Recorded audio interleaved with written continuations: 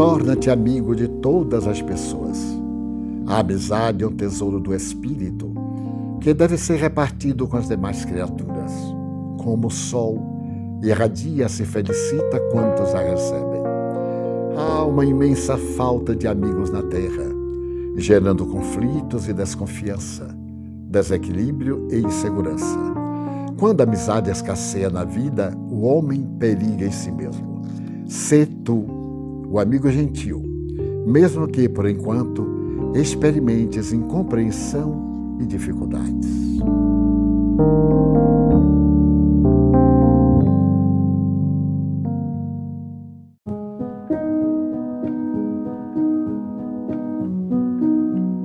Deus te ama e tu percebes. Sua ternura te rocia a face e suas mãos te sustentam. Seu hálito te vitaliza e sua voz silenciosa chega aos teus ouvidos com bênçãos, com esperanças e com orientações. Deus te busca e te encontra. Agora que o sentes, deixa-te penetrar e conduzir ao destino feliz que te reserva. Deus vive. Manifeste e dilata o seu amor através de ti. Tu sabes. E onde tu estiveres, Ele estará sempre contigo.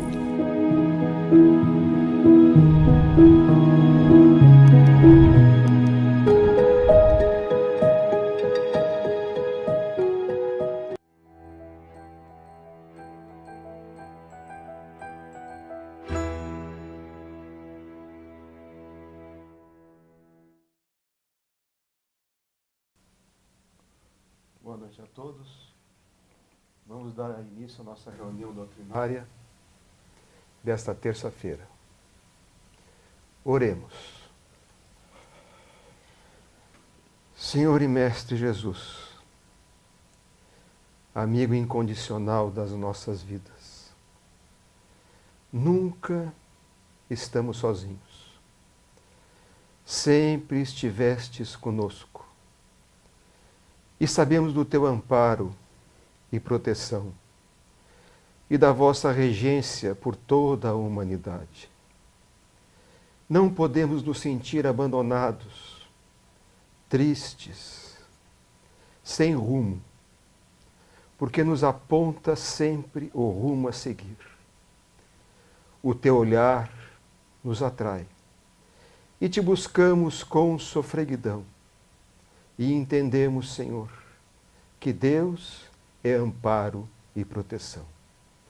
Guia-nos nesses dias de tumulto, de tristeza, de sofreguidão. És a alegria do mundo. Que seria de nós se não estivesse vós conosco nessa longa caminhada? Abençoa-nos, portanto, e sê, Senhor, nesses dias, a Tua presença no nosso coração. Abençoa-nos e permaneça instantes mais com todos nós. Que assim seja. Queridas irmãs, queridos irmãos espíritas, caras amigas e amigos que nos acompanham através da Web TV Mansão do Caminho e de outros órgãos da comunicação virtual. Nossos votos de muita paz. Uma alegria incontida toma-nos o coração, a vida. No próximo dia 5, estaremos lançando mais uma das obras que psicografamos, ditada pelo espírito Joana de Ângeles. Trata-se do livro Vidas Vazias. Apresentaremos em forma física e virtual, colocando ao alcance de todos, para que preenchamos a nossa vida de vida em abundância. O notável pensador latino Marcos Túlio Cícero asseverava que uma filosofia superficial merece estudos muito especiais e que a história é a pedra de toque que desgasta o erro e faz brilhar a verdade. 16 séculos depois, Lord Bacon, representando o nascer da cultura racional, falava que uma filosofia superficial leva o indivíduo ao materialismo, mas uma filosofia profunda conduz a mente humana ao verdadeiro pensamento religioso. Indubitavelmente, a história é a pedra de toque, porque desvela, através da repetição dos fatos, o brilho ou o negativo de que as ideias e as construções humanas podem preservar através do tempo. E quando Bacon assevera que uma filosofia profunda induz à religião, é porque essa religião racional, lógica, já é em si mesma a existência de Deus em uma religação com a criatura humana. Esses dois nobres conceitos podemos colocar com tranquilidade na ciência espírita, porque através da história constatamos que em todos os períodos da humanidade, os fenômenos espíritas tiveram oportunidade de expressar-se. Naturalmente que se tratavam de fenômenos paranormais. Alguns deles podiam ser de outra procedência, porque estavam perfeitamente vinculados à ignorância dos passados tempos. Mas quando nos referimos aos fenômenos da reencarnação, por exemplo, no Egito, na intimidade dos santuários, ou na Grécia, 7 séculos antes de Jesus, ou na Fenícia, ou nas denominadas civilizações bárbaras, entre os gauleses na França e as tribos que povoaram aquela região, como também das Ilhas Britânicas, somos levados a compreender que, historicamente, a imortalidade da alma é um fato e que o fenômeno reencarnacionista é outro, tão vivo que na filosofia egípcia chegava-se a dizer que aqueles indivíduos que tinham uma vida incorreta pelo fato de desobedecerem a Osíris, a Fá e aos demais deuses, como Ísis, que pontificavam na grandeza do céu, renasciam na postura animal. Portanto, no fenômeno de metempsicose. Era a maneira tradicional de os esotéricos falarem aos exotéricos, de modo que gerassem neles o pavor. Na impossibilidade de compreender, o medo proporcionava a educação. O temor a Deus, como vemos muitas vezes repetido na palavra bíblica, pela impossibilidade do processo da evolução, da cultura e da civilização para explicar a grandiosidade universal, a homens e mulheres pastoris, nômades, simples. Então, o pavor a Deus era, em realidade, uma forma de amor a Deus. Porque era impossível, com a linguagem vigente, explicar a essas gerações primitivas que ainda necessitavam da alimentação brutal, da carne quase crua e, naturalmente, do seu próximo pelo medo das forças tenebrosas da imortalidade, em acreditar nessa realidade tão sutil, tão gloriosa quanto a imortalidade da alma. Historicamente, os fenômenos que o Espiritismo sintetizou na codificação kardeciana são a pedra de toque que desgasta o erro e faz brilhar a verdade.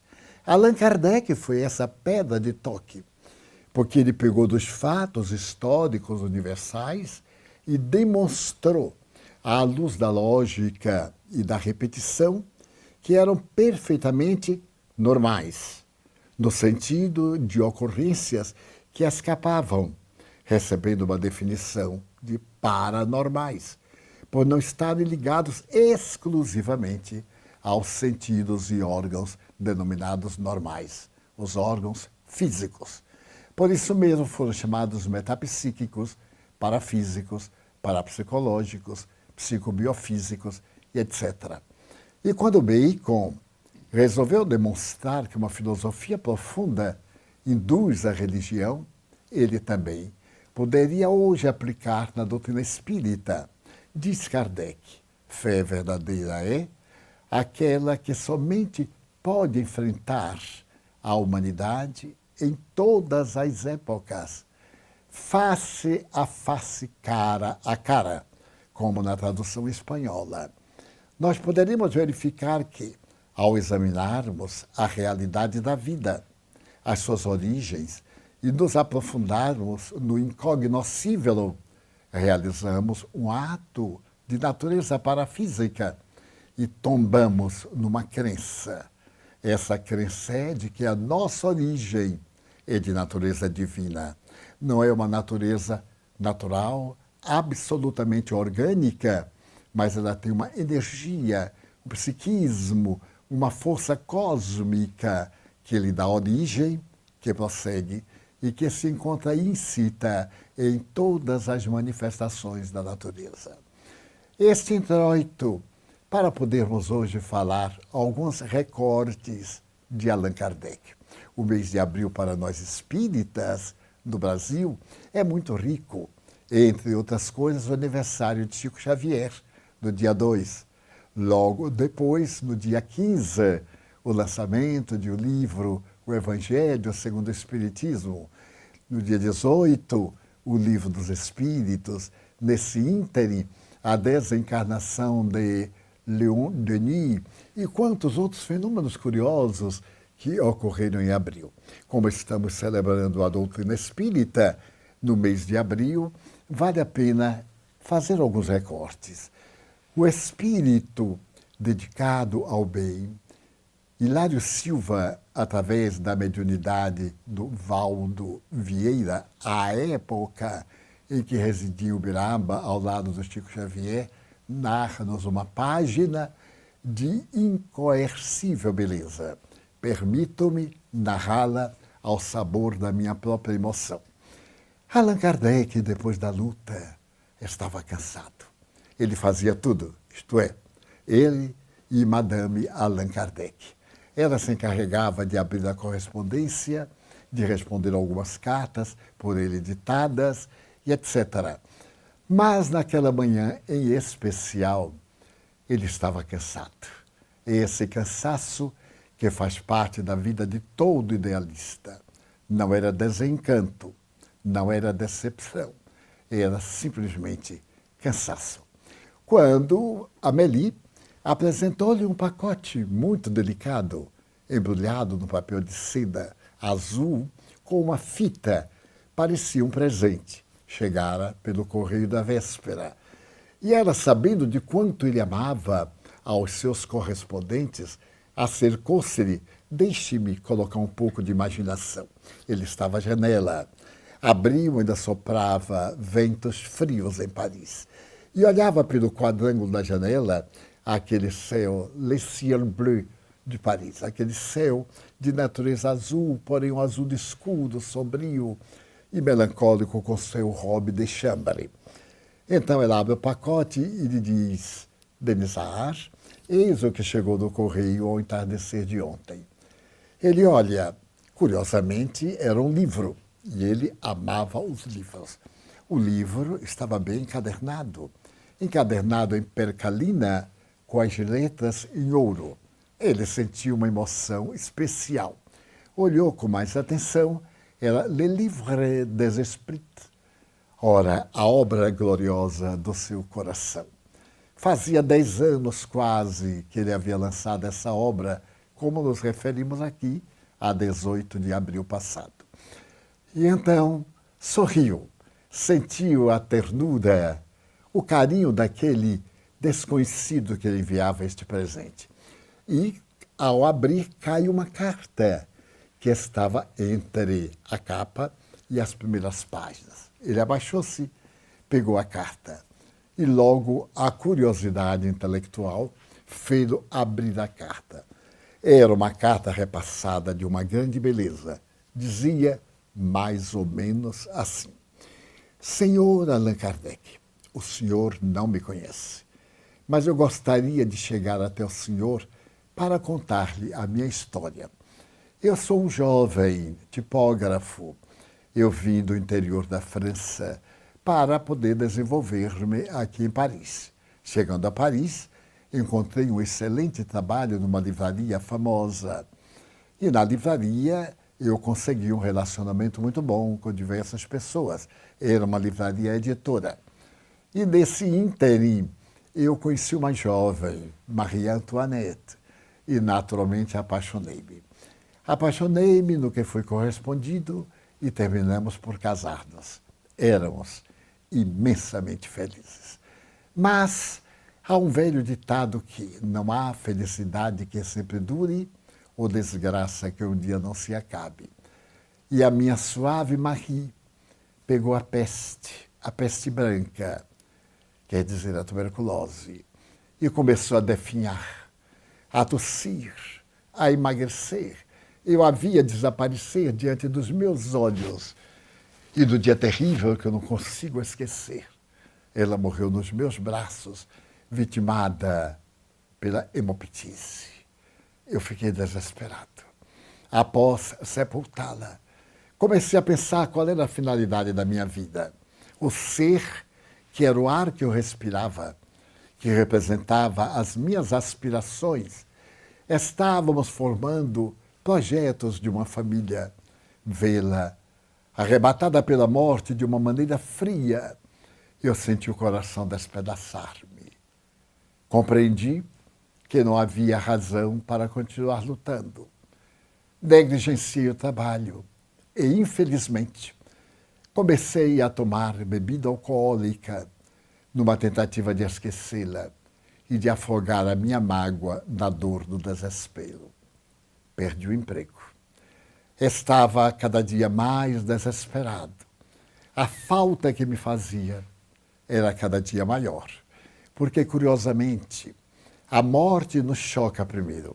É um golpe, qual uma pedrada em nossa cabeça. Ficamos aturdidos. Depois é a dor da ausência física. Essa dor que não tem nenhum conforto, a ausência no coração, a incerteza do significado da vida. E numa noite de grande desespero, eu resolvi suicidar-me. Dirigi-me à Ponte Marie, no coração de Paris. Ainda havia um outro pedaço de gelo na água do rio. Era muito fácil. Eu não sei nadar. Jogava-me, como outros tantos fizeram ali, como também na Samaritana, ali ao lado. Kardec aborda, aliás, esse suicídio da Samaritana no livro Céu e Inferno. Eu, então, resolvi matar-me. A alma estava estrangulada. Cheguei ao parapeito da ponte e coloquei a mão. Estava viscosa, úmida, do sereno da noite. E quando eu me preparava para o salto final, minha mão tocou e escorregou. Eu olhei de esguelha e vi que era um livro. O livro, então, caiu. Não sei porquê. Detive-me e apanhei o livro. E à luz do caminhão, ou do lampião a gás, eu vi que se chamava O Livro dos Espíritos. Que coisa curiosa. Abri-o, casualmente, e ali mesmo, no lusco-fusco da madrugada, estava uma pergunta: o que acontece com aqueles que têm morte violenta? E a resposta fez-me arrepiar. Perturbam-se. Esta perturbação pode durar dias, meses, até anos. E então eu tentei continuar a ler, Mas aquilo me interessou, chocando-me, de tal maneira que eu corri para casa, acendi o lampião a gás e continuei a ler. Li-o durante toda a noite. Descansei um pouco. Li-o durante o restante do dia. E não parei de o ler até a última página. Quando eu terminei, estava decidido a viver. A minha querida Maria estava viva. A morte não a havia arrebatado. Mas se eu morresse, oh, desdita, eu não a encontraria. Eu queria morrer porque pensava talvez além da morte eu a reencontre. Ou caia no caos do esquecimento total. Nenhuma coisa, nem outra. O livro me dizia a respeito da imortalidade da alma. Falava-me da glória dos justos e do horror que experimentam os pecadores. Cantava o hino de alegria à vida e, ao mesmo tempo, falava dos tormentos que sacodem os corações vis diante dos atos negativos que pratica. Senhor Allan Kardec, eu voltei a ler o livro e imediatamente resolvi recuperar a vida que eu estava jogando fora. Eu não era mais agora o suicida direto, mas eu me estava matando indiretamente através da bebida alcoólica. Regenerei-me. Procurei o meu patrão e contei-lhe a minha tragédia. Pedi-lhe que me desse uma outra oportunidade. E ele, um homem bom, deu-me e eu voltei a trabalhar. Então, senhor Allan Kardec, eu achei que deveria dizer-lhe algumas palavras. Porque, note bem, na primeira página está escrito: este livro salvou a minha vida. Espero que a sua leitura faça-lhe muito bem. E estava Perrier, aquele que se ia suicidar e não o fez, deixando o livro para um futuro candidato, que fui eu. Eu, então, não tive alternativa. Escrevi abaixo. Comigo aconteceu o mesmo. Deus abençoe as mãos que escreveram este livro. Eu sei que o senhor deve ter experimentado muitas dificuldades. E por isso, eu mando-lhe o livro encadernado, porque é a minha profissão, com toda a gratidão da minha alma. E firmou o livro. Allan Kardec nunca encontrou este homem cuja vida material foi salva pela obra redentora da humanidade. Por certo, este homem sensível enxugou alguma lágrima discreta, deve ter tossido e nunca mais parou de trabalhar. Continuou no esforço hercúleo, adoeceu de tanto trabalhar. E o seu médico, aquele que o acompanhara aqui na Terra, depois de desencarnar, retornou várias vezes para chamar-lhe a atenção eternamente. Que ele descansasse, que ele fizesse menos esforço. Mas o egregio codificador tinha intuição que a sua vida não seria tão longa. E aos 65 anos de idade, no dia 31 de março de 1869, 2 anos depois desta obra monumental, teve um insulto cerebral e tombou sobre os próprios calcanhares. Morria o codificador. Ficava de pé a codificação. Este é um retalho maravilhoso da obra de Allan Kardec. Mas há outros retalhos que eu gostaria de trazer ao conhecimento das pessoas que são espiritistas ou não. Porque Allan Kardec não é apenas um vulto da história do espiritismo, é um apóstolo da humanidade.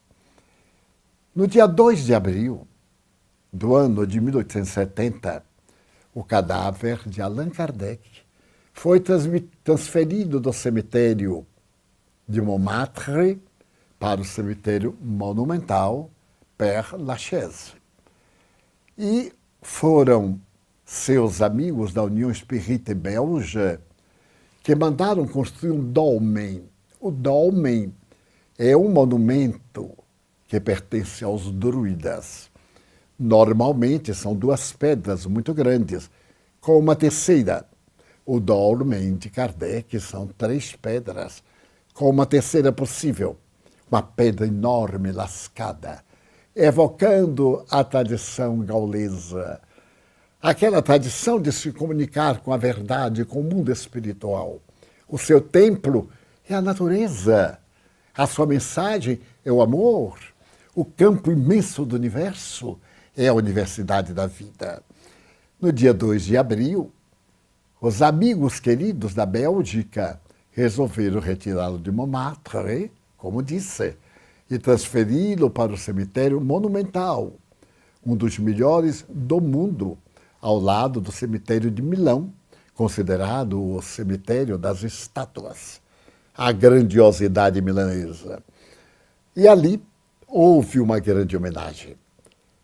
E o notável pai de Gabriel Delane, o amigo que Allan Kardec, ao cair fulminado, correu aos gritos da empregada para aplicar-lhe o passe.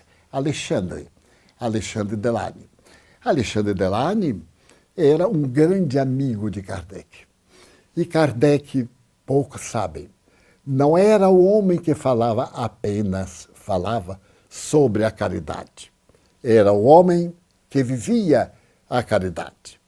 Se nós olharmos o seu inferno, vamos comover-nos muito com as suas referências sobre uma viúva que lhe era muito querida.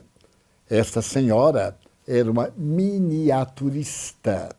Ela pintava joias e esteve no apogeu, mas quando morreu seu marido, ela foi reduzida quase à miséria. Madame Veuve Foulon. Madame Foulon volta do além muitas vezes para dar lindas mensagens ao seu amigo e a Amélie, a esposa dele, que também fora sua amiga. Allan Kardec ajudava, mandando-lhe sempre que possível, através do Sr. Delane, ajuda discreta e silenciosa. A caridade, meus irmãos, a caridade tão esquecida e hoje tão divulgada pela mídia. Nestes dias de desafio, que deveremos ter pudor, ter muito cuidado para não fazermos fortuna explorando a situação calamitosa, para não nos destacarmos como os missionários, os solucionadores, aproveitando as lágrimas alheias. Cabe-nos chorar com eles, consolando-os no silêncio e desaparecendo. Como dizia muito bem João, de referência a Jesus, é necessário que eu diminua para que ele cresça. Muito bem. Naquele momento, o senhor Delane não pôde ir e mandou uma carta que é um belo documento. Como o mundo espiritual é fantástico. Graças a essa carta, conhecemos mais o ângulo do caráter de Allan Kardec. O senhor Alexandre Delane diz que Kardec era o homem da caridade.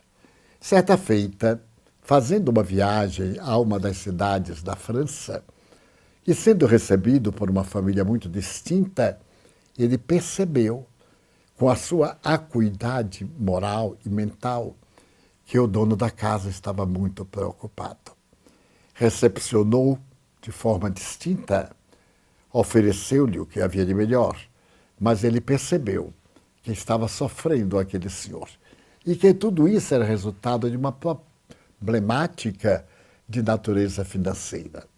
Manteve-se e, quando viajou a Paris, chamou Delane e mandou a este homem algumas moedas de ouro. Kardec era pobre.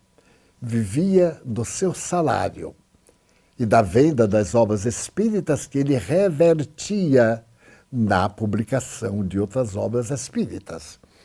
E nisto ele mandou uma carta de que dizia assim: meu querido amigo, aceite esta colaboração da parte dos bons espíritos. Ele utilizava de um papel cor-de-rosa. E então Delany era o mensageiro dessa doação que salvou algumas vidas. Mais tarde, Delany veio saber que aquele homem estava às portas da falência e que a colaboração do codificador salvou-lhe a vida. Inúmeras vezes, Delany foi o instrumento dessa generosidade extraordinária do codificador.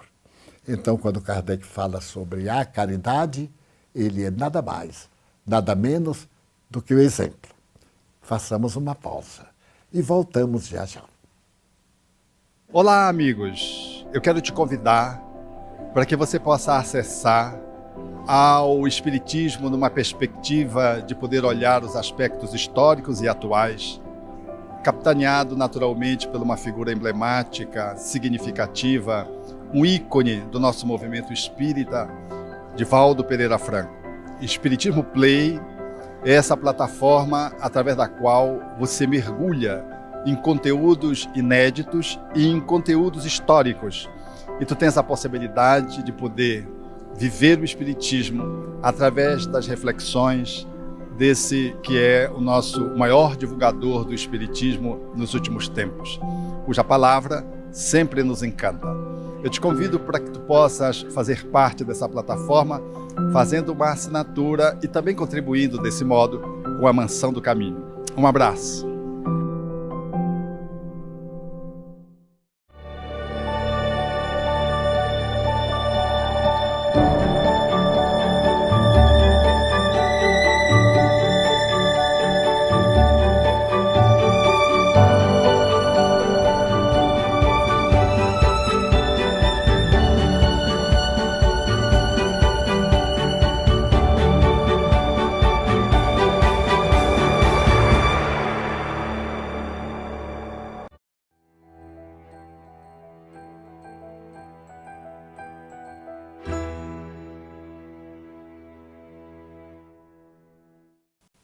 Como notaram nossos telespectadores, no intervalo estamos colocando um ligeiro teste a respeito da cultura espírita. Prepare-se para poder responder. Este foi o primeiro e talvez o mais profundo. É a questão 625 de O Livro dos Espíritos, quando Allan Kardec interroga: qual o ser mais perfeito que Deus nos ofereceu para servir-nos de modelo e guia?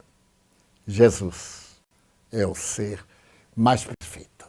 Mas façamos mais um recorte da vida deste homem notável, bastante desconhecido, até mesmo de alguns de nós, os espíritas menos dedicados. Allan Kardec experimentou o fel, a amargura, os testemunhos mais dolorosos.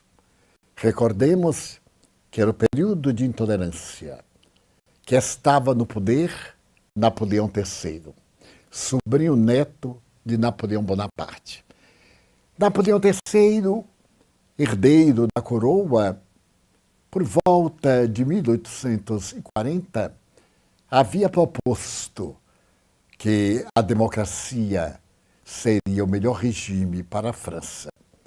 Feita a sua campanha política, eleitoral, ele venceu, mas logo depois ele deu um golpe de Estado e trouxe de volta a monarquia, que a Revolução de 89 havia derrubado.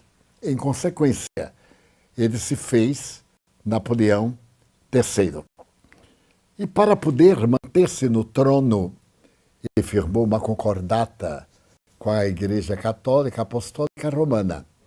E o primeiro trabalho de todo ditador é silenciar a imprensa.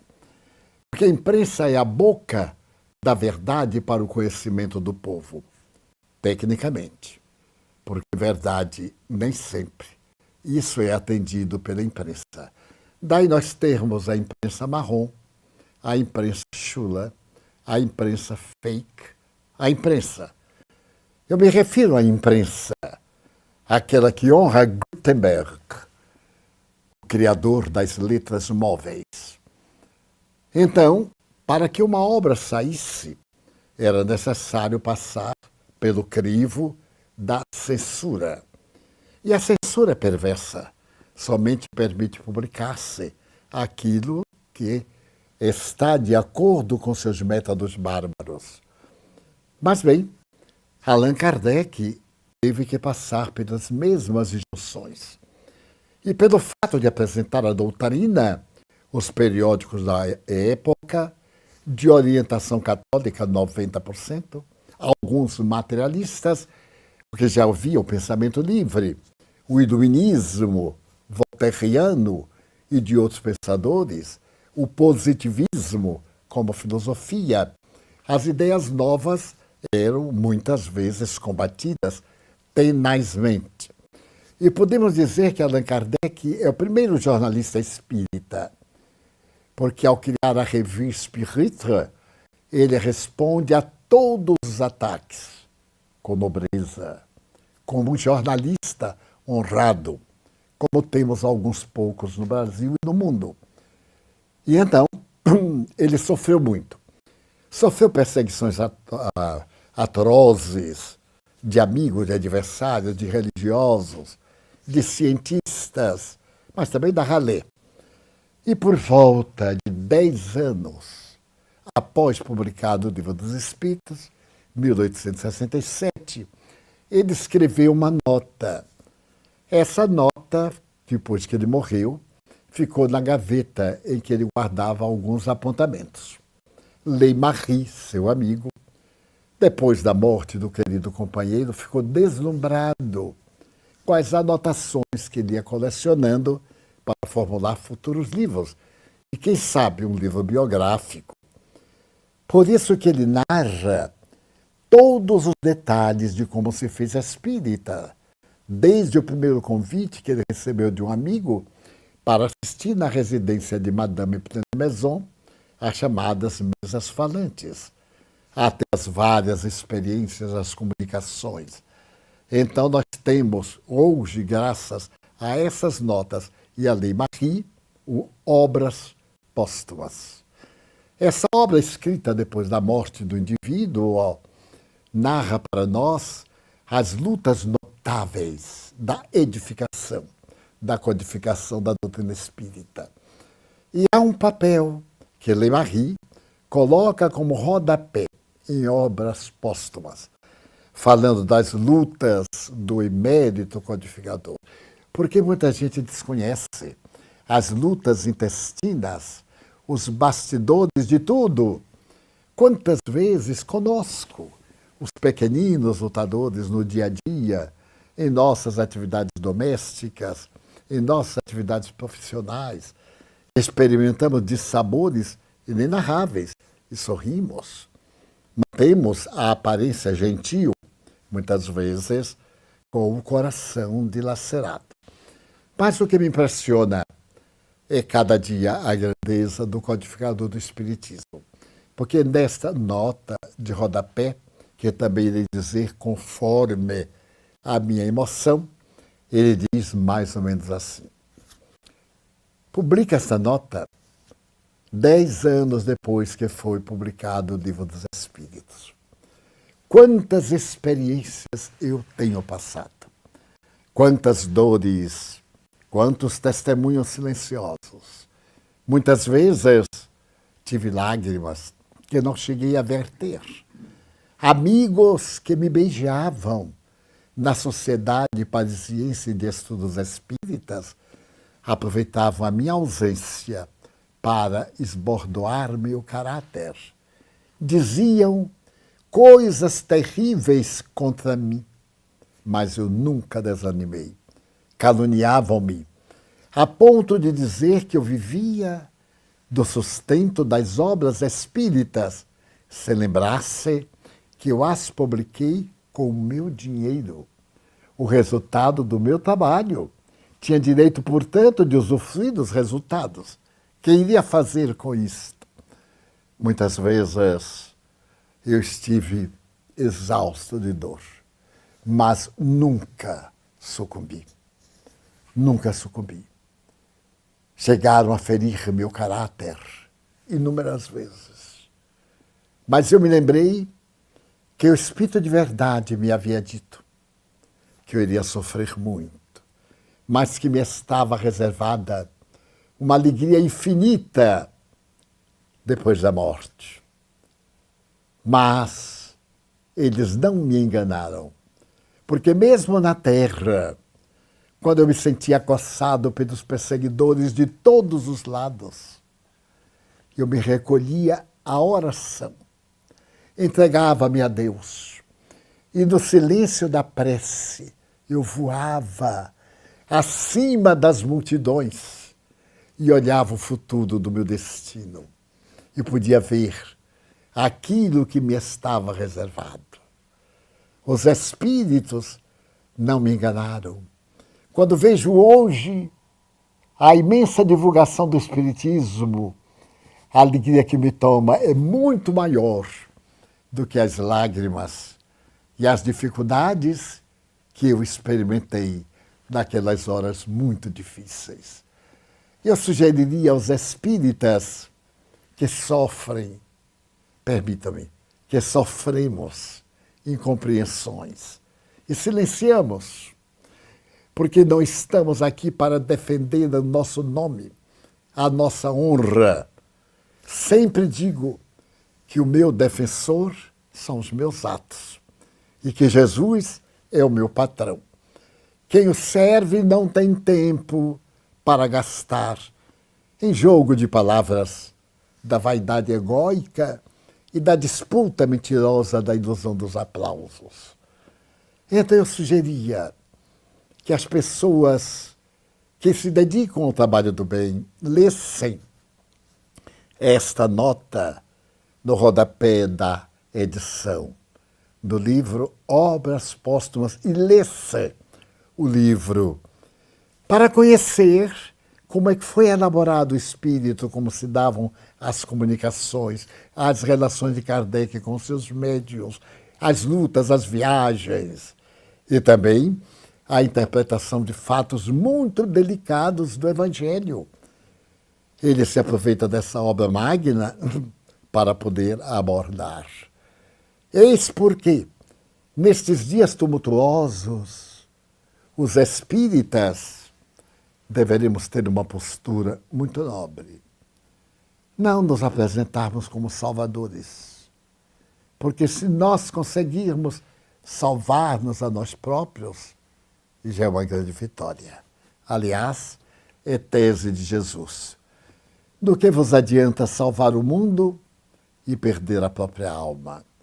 Diminuirmos o número de mensagens que são colocadas na internet em tentativas de confortar corações, muitas vezes perturbando-os com informações ilegítimas de algumas, com fenômenos em que ressalta a vaidade humana. O codificador nos ensinou que nós, os médiuns, deveríamos tomar para nós próprios a lição da mensagem antes que para os outros. Eu tenho um episódio na existência muito curioso. Licença. Em determinado período da minha vida, faz já muitos anos, eu experimentei, como qualquer ser humano, problemas muito difíceis de relacionamento. Eu era mais jovem, foi um período de lutas muito difíceis para mim. E eu imprimi o silêncio. Jamais disse uma palavra a qualquer pessoa. Falando publicamente, se alguém disser a mim, me disse. Eu desafio a quem quer que seja, se eu tive essa debilidade moral. Não, eu segui o Evangelho.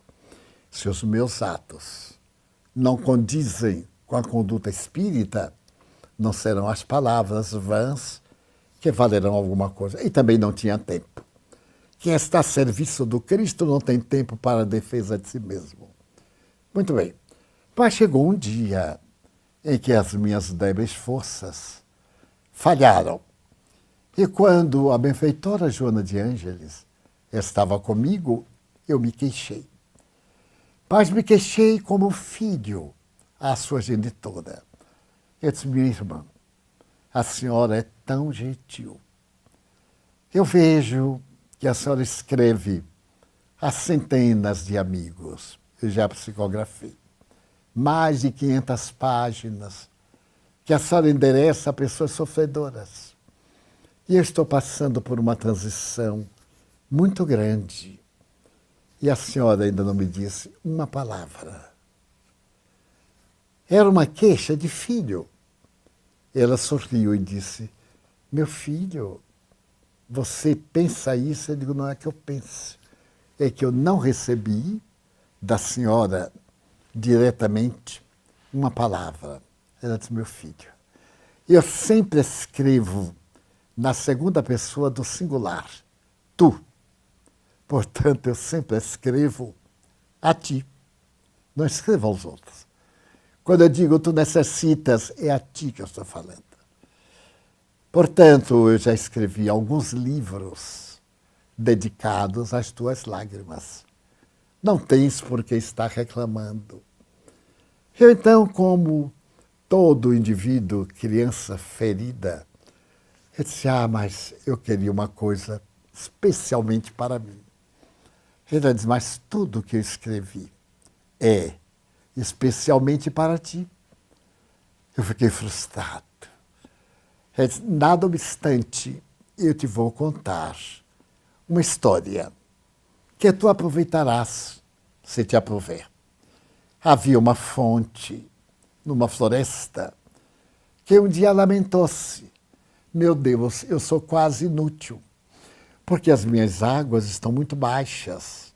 Nenhuma ave bebe, nenhum animal sorve. Não sirvo para molhar as plantas, para nada. Ó Deus, dá-me a oportunidade de servir. E Deus compadeceu-se, fez chover. A fonte recebeu muita água, cresceu até a borda. Então, viandantes passavam, sorviam-lhe a água, lavavam mãos e rosto e conduziam-na. Pássaros e animais chegavam à borda e a fonte vivia feliz. Mas um dia a fonte disse, ó Senhor, eu estou aqui dentro presa. Daqui eu vejo as raízes de árvores secas por falta de água. Vejo que um córrego antigo secou. Ai, se eu pudesse beneficiar, além de mim, sair de mim. E Deus, compassivo, fez chover. A fonte enriqueceu-se, transbordou, fez um córrego. E outros pequenos córregos aumentaram o volume e em breve transformou-se no riacho, que cresceu e correu entre curvas, e a fonte agora, longe da sua nascente, bendizia, mas era uma paisagem imensa, e ouviu falar no mar. O mar, com todas as águas, são 3/4 partes do planeta terrestre. Ela disse, ó Senhor, como eu desejaria chegar ao mar.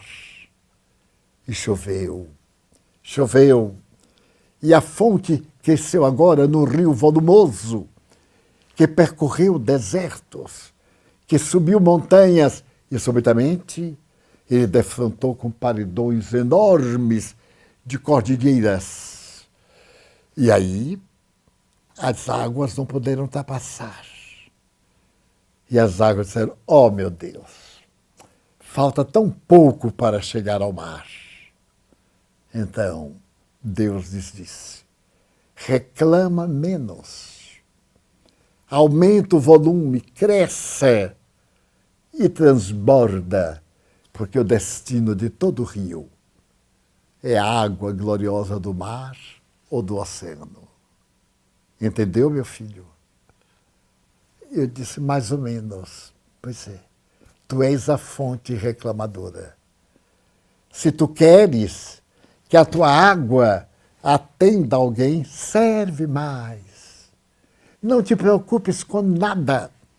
Tu estás preocupado com algumas opiniões, perdendo tempo.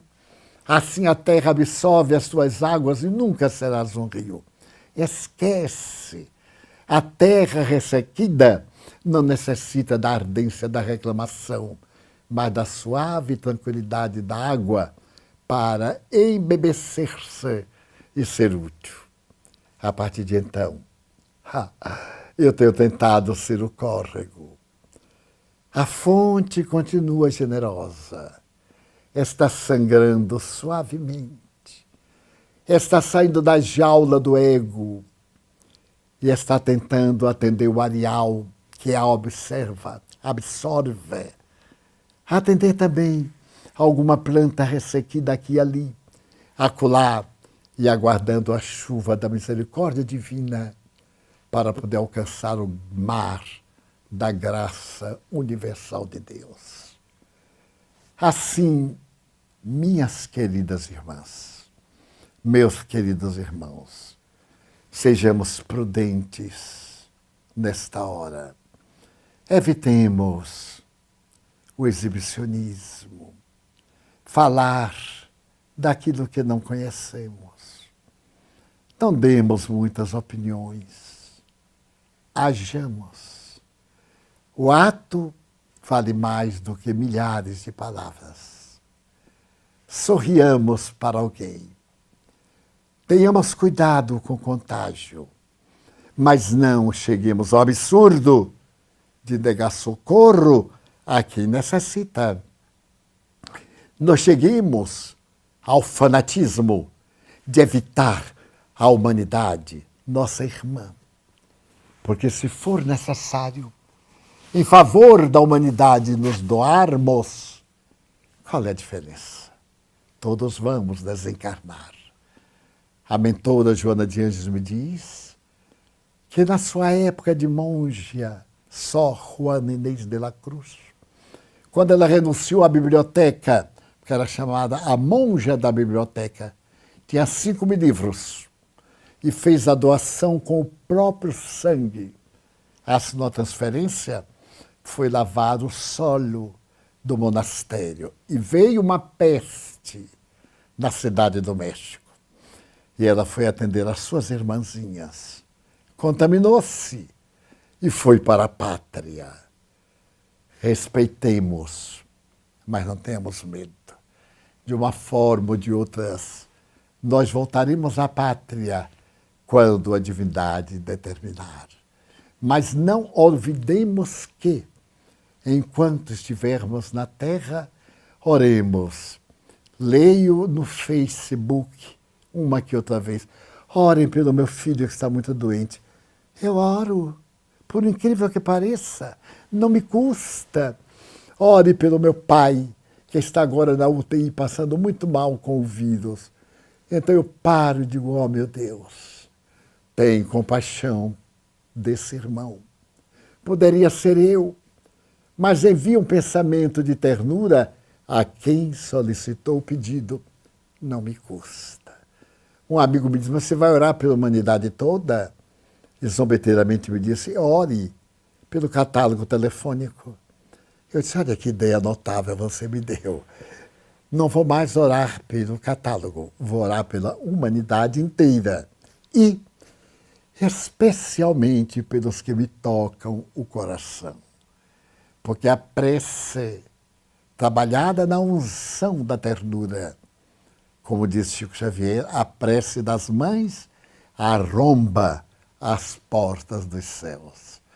Sejamos mães uns dos outros.